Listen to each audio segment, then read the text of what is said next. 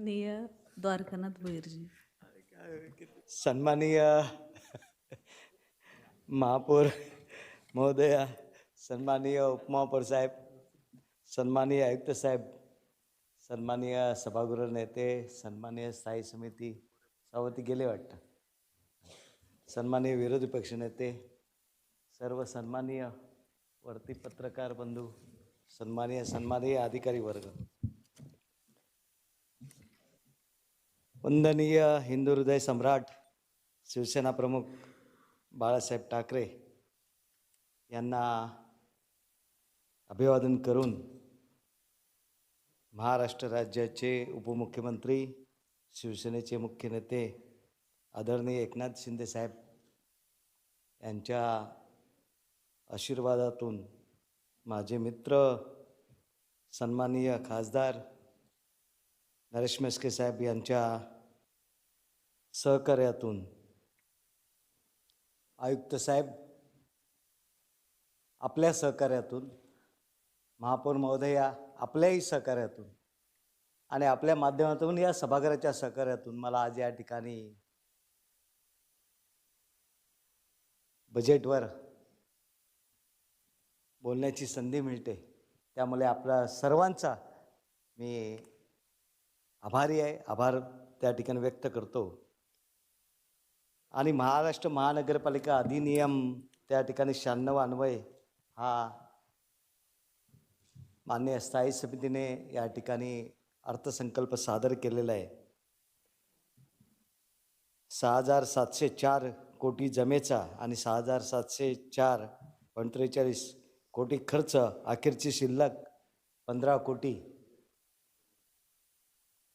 ह्या सर्व आता शिवराम पाटील साहेबांनी आणि सर्व सभागृहाने, मला वाटतं कुठलं हेड बाकी राहिलेलं नाही, 1-2 हेड आहेत त्या नाही, त्या हेडवर मी बोलू शकत नाही म्हणून, बाकी काय नाही. परंतु अध्यक्ष महोदय, या ठिकाणी हा अर्थसंकल्प स्थायी समितीने सादर करताना यामध्ये किती स्पील आहे, मागच्या वर्षाचा किती आहे, या वर्षाचा किती आणि 27 पर्यंत किती पोच असेल, ह्या प्रकारचा कुठल्याही प्रकारचा अंदाज या ठिकाणी दिलेला नाही. परंतु असणार. परंतु हे सर्व होताना मागची ह्या सभागृहाची बजेटची महासभा 17 मार्च 2023 ही शेवटची महासभा झाली. महापौर साहेब बरोबर ना त्या ठिकाणी. आणि त्या सभेमध्ये मी भाषण बोललो होतो. बऱ्याच आपल्या सदस्यांनी सांगितलं होतं की तुम्ही निरोपाचं भाषण करताय, आणि खरोखर ती शेवटची महासभा झाली आणि त्यानंतर महासभाच झाली नाही. ते आज आपण 5.5 वर्षांनी ह्या सभागृहामध्ये येतोय. परंतु या 5.5 वर्षामध्ये त्या ठिकाणी आपण 5 वर्ष आरडाओरडा सगळा चालू होता, प्रशासकीय राजवट.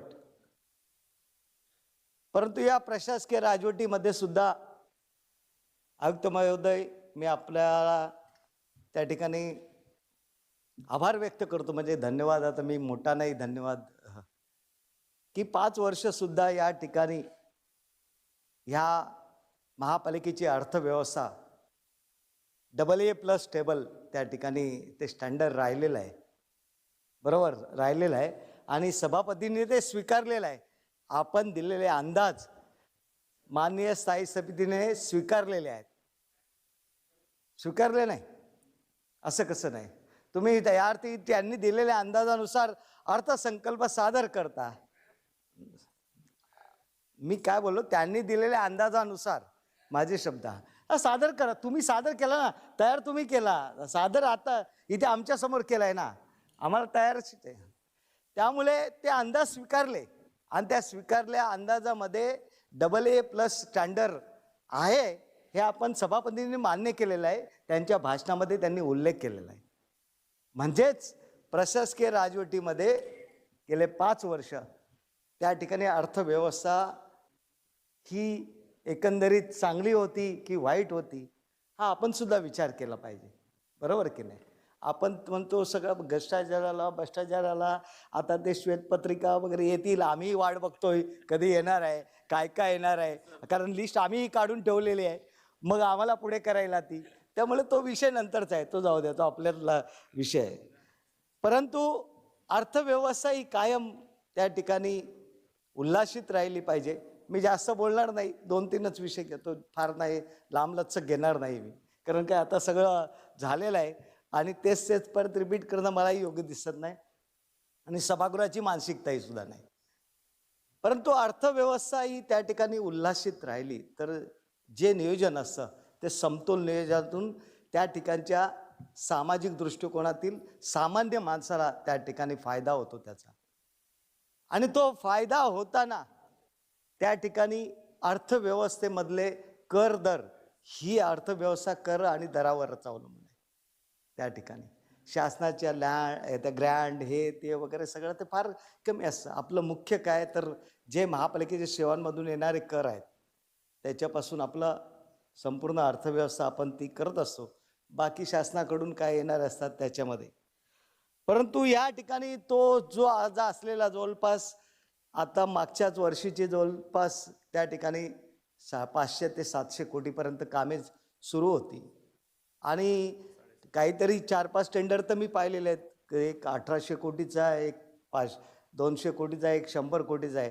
म्हणजे तो स्पिल एकंदरीत टोटल मला वाटतं तो 2-2.5 हजारच्या वर त्या ठिकाणी जाऊ शकतो, अशा प्रकारचा अंदाज मला वाटतो त्या ठिकाणी. आणि त्याच्यामुळे ह्या सर्व बाबींमध्ये मी जात नाही फार, आणि काय काय खर्च काय काय फार बरेच विषय होते, परंतु त्यामध्ये न जाता त्या ठिकाणी मालमत्ता कराचा जो आहे, पहिल्यांदा मालमत्ता कराच्या अनुषंगातून त्या विभागाचं आयुक्त साहेब आपलंही आणि मालमत्ता विभागाचं त्या ठिकाणी मी अभिनंदन करतो की त्यांनी चांगल्या प्रकारे या ठिकाणी 876 कोटीची वसुली केलेली आहे. परंतु आपला अंदाज 1200 कोटीचा आहे. साहेब या ठिकाणी आमच्या सदस्यांनी खूप सांगितलं की आमच्या गावठाण्यातल्या तर लोकांनी जास्त सांगितलं की आम्हाला टॅक्स आला, एवढा कसा आला. कारण 15-20 वर्षापूर्वी घर बांधलेलं होतं, त्याला 500 रुपये येत होता. आता ते घर मोडून मी त्या ठिकाणी नवीन बांधलेलं आहे, त्यामुळे त्याचा कर आता एवढा 5000 कसा आला, हे कोणाला माहिती नाही. की माहिती असेल, स्थायी समितीला माहिती असेल तर त्यांनी सांगायला पाहिजे होतं, खरं म्हणजे त्याच्यावर स्पष्टीकरण अगोदरच यायला पाहिजे होतं. परंतु 2015ला, 2019ला, 18-19ला आता मग अशी मालमत्तांचा उल्लेख झाला, ज्या काय 3 लाख मालमत्ता होत्या. माजी महापौर साहेब आपल्यालाही माहिती आहे, 3,54,000. त्यावेळेस सुद्धा आपलं 430-400 कोटीचं त्या ठिकाणी अंदाज असायचा साहेब, तो मालमत्ता कराचा येण्याचा. आणि मालमत्ता काय ज्या काय येतील 50,000, 60,000 ज्या काय वाढलेले, फार नाही वाढलेले. पण याच्यामध्ये आपण सांगतोय की आपण त्या ठिकाणी मालमत्ता कर वाढ नाही करायची. ही अर्थव्यवस्था टिकली पाहिजे, या अर्थव्यवस्थेत विकासाची कामे मॅक्झिमम जास्त व्हायला पाहिजे आणि झाली पाहिजे. आपण जेव्हा 111 नगरसेवक निवडून येतो तेव्हा आपल्या पाठीमागची जनता त्या ठिकाणी हे सांगत असते की आम्हाला नागरी सुविधांची कामे द्या. ती 2 वर्ष 3 वर्षे केल्यावर परत नव्याने करावी लागतात. त्याच्यामुळे अर्थव्यवस्था ही ती उत्तेजित राहिली पाहिजे. पण ती कशाने राहील? हे कायम तेच जर त्याला लॉक करून ठेवून जमणार नाही, उत्पन्न वाढणार नाही. परंतु आयुक्त महोदय, मी त्या ठिकाणी आपल्याला खास धन्यवाद देतो, आपल्याला आपल्या अगोदरचे जे कोणी असतील त्यांनाही आणि त्या संपूर्ण अधिकाऱ्यांना की 2015 ते 2025 या ठिकाणी कर निर्धारण मूल्य ज्या ठिकाणी रिटेबल व्हॅल्यू आपण ठरवतो, हे बऱ्याच जणांना कमी माहिती असेल ती कशी त्या ठिकाणी ठरवली जाते. आणि ती ठरवताना आपण कराचे दर त्या ठिकाणी पर्सेंटेज वाढवला नाही. 38% आहेत ते आहेत. उपमहापौर साहेब 38% दर ते तसेच ठेवलेले आहेत 5 वर्ष. परंतु रिटेबल व्हॅल्यू ठरवताना त्या ठिकाणी आयुक्त साहेब हसतायत, मी खरं म्हणजे स्पष्ट बोलतोय म्हणून आहे हसतायत. पण रिटेबल व्हॅल्यू ठरवताना त्या ठिकाणी जे लेटिंग रेट असतो, भाडे दर पत्रक हे रेडी रेकनरनुसार त्या ठिकाणी जी मालमत्तेचं त्या ठिकाणी नोंदणी होते, त्या ठिकाणी नव्याने येते, तेव्हा त्याला त्या पद्धतीने नव्याने कर लावावा लागतो. तो जुना कर लावून जमणार नाही. जुना कर लावला असता तर माजी महापौर साहेब 400 कोटीवरच आपण थांबलो असतो. जास्तीत जास्त 10 ते 15 कोटी वाढले असते, फार वाढले नसते. त्यामुळे हा जो पर्सेंटेज आहे, पर्सेंटेज किती असतो? 38%चा 39% होणार. दर 2 वर्षांनी 2 होणार. 2015ला त्या ठिकाणी 13 रुपये, 16 रुपये, 21 रुपये असं, म्हणजे विकर सेक्शनला 13 रुपये होता, त्या ठिकाणी गावगावठाणात 16 ते 21 होता. त्यानंतर आता तो 31 रुपयापर्यंत आलेला आहे. जेव्हा हा रेट वाढतो तेव्हा आपलं उत्पन्न मालमत्तामध्ये वाढ होते. त्या ठिकाणी आपण सांगतो मालमत्ता कर वाढवणार नाही. अहो असं नसतं. मालमत्ता कर वाढवणार नाही, ती महापालिका पण आपल्याला कधीतरी. त्यामुळे हे उत्पन्न वाढलं पाहिजे. आम्ही वाढवणं या मताशी आहोत, पण तो किती पर्सेंटेजने वाढवायचं हे आपल्यावर आहे शेवटी. कारण काहीच वाढवायचं नाही असं होत नसतं.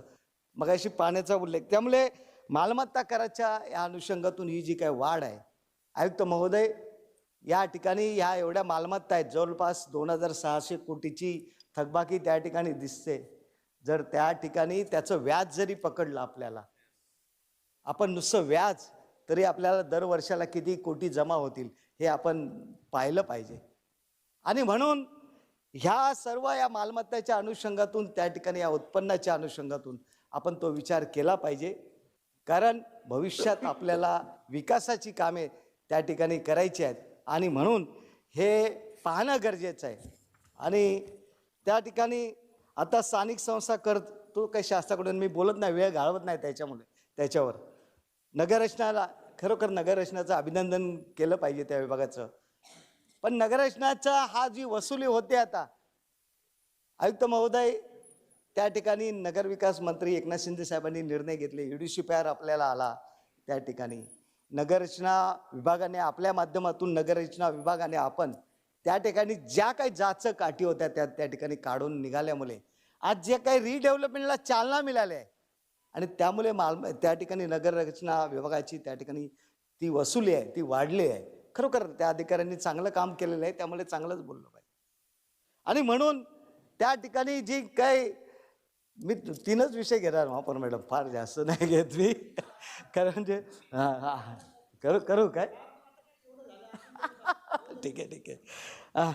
त्यामुळे ह्या ज्या अटी आहेत, ह्या भविष्यातल्या सुद्धा जे काय मगाशी कोणी रोडची, मला वाटतं शिरीषने बोललं, पाटील साहेबांनी सांगितलं, त्यांनी पण सांगितलं की ते रोड रिडेव्हलपमेंटमध्ये त्या ठिकाणी चेंजेस व्हायला पाहिजे. गावठाणामध्ये.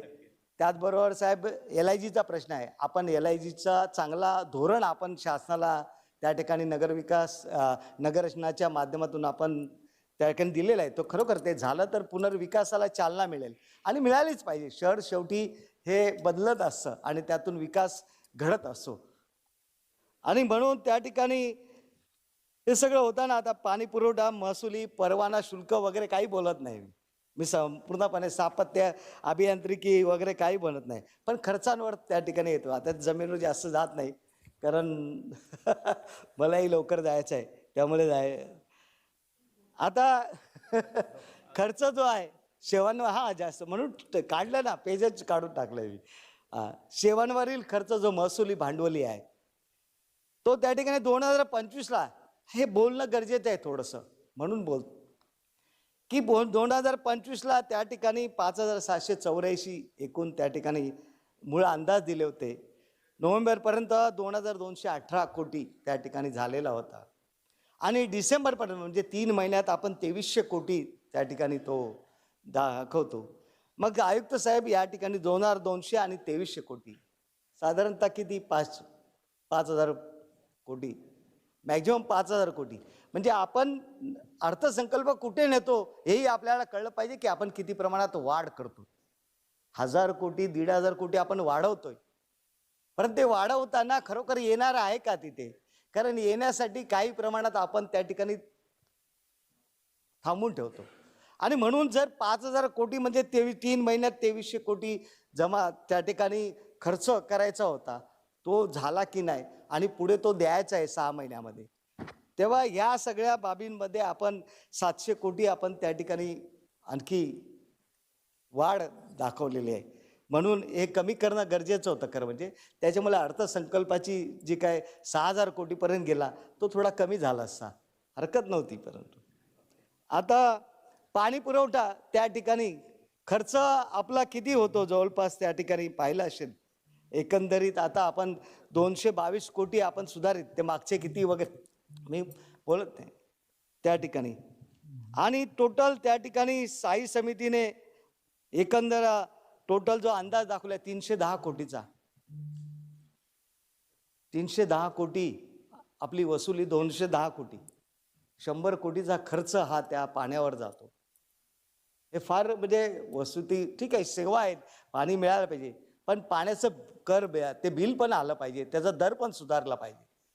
काही काही बिल्डिंग मगाशी सांगितलं त्यांनी अनधिकृत बांधकामाच्या, मी ते शास्तीचं सांगतोय सभागृह नेते साहेब, आपण शास्ती ठीक आहे माफ करा, सर्वसामान्य झोपडपट्टीमध्ये आहेत, LIG मध्ये आहेत, गावगावठाणात, आम्ही आमचा विरोध नाही त्या, पण तो करताना सुद्धा आपण थोडंफार पाहिलं पाहिजे की अनधिकृत एक 5 मजल्याची बिल्डिंग मनुष्य बांधतोय, राहतं घर बांधू द्या, काय हरकत नाही, 1 मजली 2 मजली बांधू द्या, झोपडपट्टीत त्याने बांधू द्या, पण मी 5 मजली बिल्डिंग बांधतो आणि ती विकतो. मी साहेब 5 मजली बिल्डिंग बांधून मी विकतोय, ॲज अ विकासक म्हणून अनधिकृत बिल्डिंग बांधतो आणि विकतो, त्याची शास्ती आपण माफ करतोय. म्हणजे हे थोडं पाहिलं पाहिजे आपण याच्या पाठीमागे. ठीक आहे माफ माफ माफ हे नाही, पण ते पाहिलं पाहिजे ना आपण काय करतोय. त्या बिल्डिंगमध्ये एखाद्याने घर घेतलं 20 लाखाचं, तो त्याचं भाग उत्पन्न होतं, पण मी बांधली ना 5 मजली बिल्डिंग. नाही नाही अहो संपला नाही, उत्पन्नाच्या अनुषंगातून बोलतो ना मी. जाऊ दे ना, निर्णय झाला म्हणून काय, त्याच्यामुळे 25 कोटी रुपये जवळपास कमी होतील. 20 कोटी कमी होतील आपले. हा आणखी कमी होईल का? हा अजून कमी होईल, बघा ते सांगता अजून कमी होईल. आणि त्यामुळे मगाशी उल्लेख झाला 2017चा शासनाचा सुधारित निर्णय आहे त्या ठिकाणी, तो GR बघा आपण त्या ठिकाणचा, आपल्याला माहिती असेल, आयुक्त महोदय साहेब आपल्यालाही माहिती असेल. हा नसेल, कारण काय दुपटीचे शास्तीचा तो 2006 तो अगोदरपासून चालू, मुंबई प्रांतिक अधिनियमात होता, नंतर महाराष्ट्र महानगरपालिका अधिनियम, तो 2017 पर्यंत महापालिकेला निर्णय दिले, अधिकार दिले होते, पण 2017ला शासनाने परत त्याच्यावर GR काढला सुधारित, आणि मग किती टक्क्यापर्यंत ते माफ केलं पाहिजे, आणि सर्व महानगरपालिकांमध्ये सारखं धोरण ठेवा या अनुषंगाने तो निर्णय घेतलेला आहे. त्यामुळे तो त्या निर्णयाच्या अनुषंगाने परत विचार व्हावा अशी आपल्याला विनंती करतोय. आणि पाणी पुरवठ्यावर मगाशी झालं, त्याच्यानंतर पाणी आता आम्हाला फार ऐकायला मिळालं नोव्हेंबरीत पाणी चोरलं धरलं, मगाशी पाटील साहेबांनी उल्लेख केला. आता या महापालिकेचं धरण नाही धरण, ते 2008च्या किती 8च ना, हे मोरबे धरण 8 बरोबर ना. त्याच्यापूर्वी मगाशी माजी महापौर साहेब पण बोलले, MIDCचं पाणी पूर्ण येत होतं गावांना, नंतर मग काही नोड थोडेसे तयार झाले, त्यांना ते सिडकोकडून हेटवणे वगैरे त्या धरणांचं पाणी येत होतं. पण MIDCचं येत होतं त्यावेळेस 150-160 MLD त्यावेळेस मिळत होतं. पण ते 2015च्या पूर्वी त्या ठिकाणी 2015च्या आसपास 120 पर्यंत आलं होतं. 2015ला 80 MLD पर्यंत आलो आपण आणि आता ते 2022ला त्या ठिकाणी 60 ते 50च्या मध्ये आपल्याला मिळतं. 2022ला मिळतं. नाही भेटत नाही. आम्ही घनसोलीपासून ते दिघ्यापर्यंत तुम्हाला आम्ही कर भरतो, बिल भरतो महापालिकेला, तरी आम्हाला पाणी MIDCचं मिळतं. हे तुम्ही पहिल्यांदा माहिती घ्या. नाहीच बोलतो त्याच्यावर. त्यामुळे पाण्याचं रिफॉर्म जे काय मगाशी पोशीर शिलार धरणाचा उल्लेख झाला, पण पाण्याचं धोरण आपण जर म्हणजे 40 म्हणजे 20 वर्षाचं जर पाहिलं त्यावेळेस आज 16 लाख 18 लाख जी काही पॉप्युलेशन आहे ती 30 लाखापर्यंत जाईल साहेब. तेव्हा ते धोरण पाणी पुरवठ्याचं रिफॉर्म केलं पाहिजे.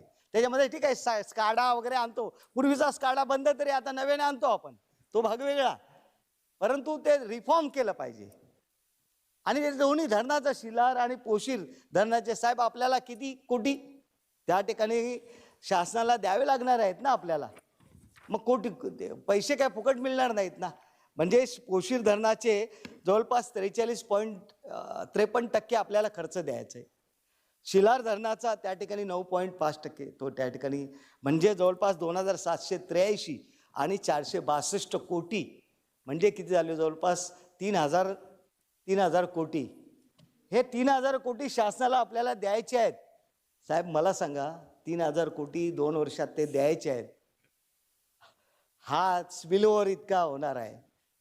आम्ही सगळेजण अपेक्षित आहोत 111 जण, प्रत्येकाच्या वार्डामध्ये 1-1 कोटी 2-2 कोटी 3-3 कोटी कामे झाली पाहिजे साहेब. खरंच आपण पोचू का? आम्ही ठीक आहे, आम्ही दिवसभर 2 दिवस घसा कोरडा करतो आपापल्या वार्डातल्या. कोण 2 कोटीची कामे त्या ठिकाणी सांगतो, कोण 5 कोटी सांगतो, कोणी 10 कोटीचे सांगतो. पण हे खरंच 1-1.5 वर्ष आम्हाला काय मिळणार आहे का? मिळणार आहे म्हणजे हे कामं ते मी सांगतो नाहीतर मग चुकीचा अर्थ होईल. त्यामुळे कामे ही जी कामे आहेत ही या 1-1.5 वर्षामध्ये किती प्रमाणात होतील हे पाहिलं पाहिजे आपण. त्या ठिकाणी होतील ठीक आहे का, जर आपण सांगताय त्या ठिकाणी होतील हे धोरण वगैरे ठीक आहे, हरकत नाही. आम्ही प्रतीक्षित धरू. 2015-16 सारखी 2014ला त्या वर्षभरामध्ये इतके निर्णय घेतले साहेब, इतके निर्णय घेतले की 2015-16 1.5 वर्ष आम्हाला, आपण सर्वजण सभागृहात होतो. कोणीच मी तुमची चूक असं बोललोय का? हवेत राहू नका आपण असं मी बोलतो. त्यामुळे 1.5 वर्ष कामं आपली झाली नाही, आपण हवेत आहोत अजून. दिसेल पुढे दिसेल ना, आपण याच सभागृहात आहोत ना, दिसेल ना. त्यामुळे तुम्हालाही मलाही दिसेल सगळ्यांना बघायला आणि दिसेल ते. त्याच्यामुळे त्या सर्व बाकी याच्यात आता शिक्षण आरोग्य सगळं काही झालं, सगळं काही बोलून झालेलं आहे. त्यामुळे त्या याच्यात मी बोलत नाही जात. परंतु ही जी हे जे सगळं संपूर्णपणे आहे त्या ठिकाणी आता संपलंच आलो शेवटीवर म्हणून तर नाही बोलत, बाकी नाहीतर खूप बोललोच तुम्ही. परंतु एका याच्यावर बोलावं लागतं की आता ते अर्बन चॅलेंज फंड वगैरे त्यातून आपण कर्ज रोखे उभारणार आहोत केंद्र शासनाकडून काहीतरी त्या ठिकाणी 500 कोटीपर्यंत. आणि त्या ठिकाणी परत बाकीच्या इतर हायब्रिड ॲन्युइटी मॉडेल त्या ठिकाणी फुलांच्या किंवा इतर यांच्या अनुषंगातून ठीक आहे ते संस्था. परंतु याच्यावर मला त्या ठिकाणी प्रश्न असा आहे की आपल्याला त्या ठिकाणी व्याज किती द्यावं लागेल त्यांना, हा मोठा प्रश्न आहे. कारण संस्थांच्या माध्यमातून जेव्हा त्यांचा 70% आपला 30% असेल तेव्हा त्यांना व्याज किती द्यावं लागणार आहे. किंवा हे कर्ज रोखे आपण करणार त्यांना किमान 10% तर व्याज द्यावंच लागणार आहे. आयुक्त महोदय आपल्या त्या ठिकाणी मला वाटतं 1500 कोटी ठेवी आहेत ना की तोडलेत काय मला माहिती नाही, आहेत असं वाटतंय, आहेत ना, आहेत ठीक आहे. 1800 कोटी आहेत का? अच्छा चांगली गोष्ट आहे, चला अभिनंदन. अच्छा अभिनंदन. मग त्या बाबतीत ह्या 1800 कोटीवर मग ठेवी असताना जर इतर हे सगळं कर्ज घेणं, कारण काय ते शेवटी हे बॉन्ड हे ते वगैरे घेतलं मग सेबीचं त्याच्यावर ते नियंत्रण येणार. एक तर मी पहिल्यांदा तुम्हाला धन्यवाद देतोय की 2010 पासूनची गव्हर्नमेंट ऑडिट झालेली, मला वाटतं 2010 पासूनच असेल, आपली बॅलन्स शीट नव्हती, गव्हर्नमेंट ऑडिट झालेली. माझा शब्द बरोबर घ्या, समजून आपण ती तयार करायला घेतलेली आहे असं समजतंय मला त्या ठिकाणी. किंवा ही महानगरपालिकेची जी प्रॉपर्टी आहे म्हणजे अगदी बेलापूर पासून तर दिघ्यापर्यंत, ह्या महानगरपालिकेत त्या मालमत्तेचं त्याचं व्हॅल्युएशन काय किती आहे आपल्याला ते आम्हाला सभागृहाला काहीच माहिती नाही. सभागृहाला ती माहिती नाही ना किती आहे काय आहे ते. त्यामुळे ते लवकरात लवकर होणं गरजेचं आहे आणि या सभागृहासमोर येणं गरजेचं आहे. तो ऑडिट रिपोर्ट ज्या ठिकाणी येतात, आता ऑडिटमध्ये आम्ही पाहतो ऑडिट रिपोर्ट थोडाफार आम्हाला बघायला मिळाला कुठून ना कुठून. त्याच्यामध्ये बऱ्याच कामांच्या बऱ्याच अनुषंगातून बऱ्याच वर्षाचे ताशेरे खूप आहेत. ते आता बोलू पुढे, कधी कधी विषय येतील तेव्हा बोलू आपण ते. त्यामुळे हे सगळं ते मिळालं पाहिजे आणि या सभागृहाला माहिती झालं पाहिजे की त्या ठिकाणी नेमका आमच्या ऑडिट त्या ठिकाणी जी हे करणार होतो आपण किंवा मालमत्ता किती आहे ते माहिती झालं पाहिजे. आणि म्हणून हे सगळं जे आहे आम्ही कामं ती आम्हाला 1.5 वर्षात मिळू दे एवढी आमची अपेक्षा आहे. आणि दुसरं मग आलं शेवटचं वन टाइम प्लॅनिंग. शेवट, कारण आता एकदाचं प्लॅनिंग होणार आहे मग विषय संपतो, संपूर्ण शहराचाच संपणार आहे. वन टाइम प्लॅनिंग अहो काय अध्यक्ष महोदया, 25 वर्ष झाली महापालिकेला हो. 30 पुढची 5 नको ते आता पुढे 25 वर्ष झाली. आमच्या गावांचं एकाही गावाचं नियोजन नाही झालं. तुमच्या इकडे बेलापूर मतदारसंघात असेल, आमच्या आता खेरणा पोंडकडा मी उल्लेख नाही करत, पण घनसोलीपासून पुढचा आमच्या दिघा ऐरोलीपर्यंत तरी उल्लेख करतो. नाहीतर मुनावर पटेल साहेब मला बोलतील खेरण्याचा उल्लेख कसा करताय तुम्ही, नाही ना. तर काहीच नियोजनच नाही. महापौर महोदय या ठिकाणी डीपी आपण केला, डीपी फक्त नोडचा केला हो, नोडचा केला. गावांमधलं काय आमचे रस्ते आम्ही घनसोलीचं मी टाकलं तरी त्या ह्याच्यामध्ये तेव्हा ते आलं 6-6 मीटर मी स्वतः टाकून घेतलं त्याच्यामध्ये. ते गावांचा डीपी त्या ठिकाणी अहो 5 महापा गाव त्या ठिकाणी अडवली भुतवली गाव दिघा गाव ह्यांना ती हद्द नाही हो, हद्द नाही त्यांना. महापे गाव 25 वर्ष त्या ठिकाणी लढतात. आडवली भुतवली आणि आडवलीचा खरं म्हणजे त्या ठिकाणी केंद्र शासनाच्या अनुषंगातून त्या ठिकाणी त्यांना ते काहीतरी काम होईना मिळायला पाहिजे. त्यांना नसू दे ना. ही वर्षभरातली एकच बजेटची याची मीटिंग असते की याच्यामध्ये काय सुविधा. बजेटचं मला साहेब माहिती आहे, मगाशी आपलं ते लवटे यांनी त्यांनी सांगितलं ना, काय कोणी सुचवत नाही फक्त वॉर्डाचेच बोलतात. ते खरं वस्तुस्थिती आहे ना, त्यांनी सांगितलं ती वस्तुस्थिती आहे. त्या याच्यावर बोललो असतं तर मग 111 मधले किती 2-3-4च बोलले असते, मग बाकी काय बोलूच शकले नसते. त्यामुळे हे विषय माहिती होणं गरजेचं आहे. आणि तुम्ही वन टाइम प्लॅनिंग करताय म्हणून आम्ही सांगतोय. तुम्ही वन टाइम प्लॅनिंग नसतं केलं तर आम्हाला काय, आम्हाला माहिती आहे आम्ही पुढे असू नसू जिवंत, कोण जगणं मरणं कोणाच्या हातात नाही. कारण 20 वर्ष पुढची माफ केलेलं आहे आपण. आणि प्लॅनिंग एक सेक्टर घेणार आहात, अख्ख्या नवमीचं वन टाइम प्लॅनिंग करून टाका म्हणजे विषय संपेल. त्यामुळे अच्छा प्रत्येक वर्षी, पण आमची गावं पण घ्या ना त्याच्यात. हा गावं घ्या त्याचं आहे बस. हा हो ना, बघू ना. नक्की नक्की हरकत नाही. त्यामुळे याच्यामध्ये आयुक्त महोदय मगाशी त्या दिवशी मला ते वन टाइम प्लॅनिंग वगैरेवर बोला, आपण जास्त वेळ घेऊ एक विषय घेऊन त्या दिवशी मग प्लॅनिंग काय काय आहे आणि हे कसं फेल गेलेलं आहे सगळं बोलेन मी. आज ती वेळ नाही आणि तो विषय नाही जास्त, त्यामुळे तोपर्यंत बघूया. पण आयुक्त महोदय या ठिकाणी ते आमची MIDCची पूर्वेची झोपडपट्टी आहे. तिकडे एकतर आपलं काही DP प्लॅन तयार नाही. MIDC प्लॅनिंग ऑथॉरिटी आहे, तिथले फार मोठ्या प्रमाणात त्या ठिकाणी झोपडपट्टी आहे. त्यांचं सर्वेक्षण 21,000 पास त्या ठिकाणी पडून आहेत. 2011ला सर्वेक्षण झालेले 21,000 पास. अहो द्या ना त्यांना एक पास देऊन टाका ओळखपत्र. त्यांना पुढचे आहेत ना त्यांनी पुढच्यांचं सर्वेक्षण करा.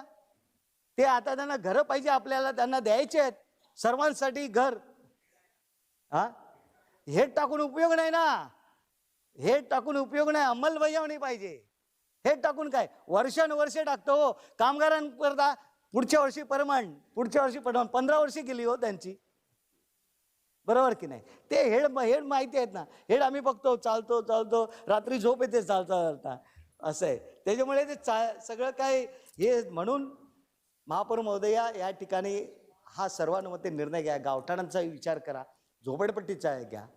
आणि हे सभागृह येतो आम्ही बाजू मांडण्याकरता येतो, लोकांची कामे व्हावी यासाठी येतो. ठीक आहे, वादविवाद थोडंफार चर्चा मतभेद होतात त्या ठिकाणी होऊ नये असं नाही, तो होत असतात. परंतु ती कामे होण्यासाठी म्हणून त्या कामातनं आम्हाला आनंद मिळावा. हे 111 जे आलेत 111 त्या ठिकाणी ते फार अपेक्षेने आलेत. सभागृह नेते साहेब फार अपेक्षेने आलेले आहेत आणि त्यांचा अपेक्षा भंग होऊ नये, त्यांना चांगली कामं लोकांनी वाहवा द्यावी आणि त्याच्यामुळे त्यांची कामं होणं गरजेचं आहे. आणि म्हणून हा जो निर्णय घेताना त्या ठिकाणी कारण का बोलतो मी, सभागृह नेते साहेब ऐका, 5 वर्ष सभागृह नव्हते, आपण सभागृह करतो, आपण काही करू शकलो नाही. हातात कोणाच्या होतं? शासनाच्या. आपल्या तुमच्या माझ्या होतं का? नाही ना. 5 वर्ष सभागृह नव्हतं, काय केलं आपण? काहीच करू शकलो नाही. हा झालं झालं आणि त्याच्यामुळे हे सगळं जे आहे याच्यामध्ये माझी विनंती आहे की सभागृह नेते साहेब मध्ये आपला वेळ घालवू नका. याच्यामध्ये ठीक आहे हो, अधिनियम नियम कलम काय किती वाचायचे, कोण, सगळं नियमाप्रमाणेच होणार आहे आणि नियमन डावलूनच करणार आहोत आपण. तुम्ही काय आम्ही काय कोण काय सगळे हे चालायचे आहेत. याच्यात ह्या लोकांची कशाला आपण हे करून घ्यायची. त्यांना काम द्या एक एक वॉर्डात काढून, म्हणजे आनंदी राहतील ते. हे हळहळशी कोणाला इंटरेस्ट नाही हो, काय कोणाला इंटरेस्ट नाही. तुम्ही काय नियम लावायचे ते लावा, आम्हाला काम करून द्या. आणि म्हणून सर्वांची कामे होऊ द्या.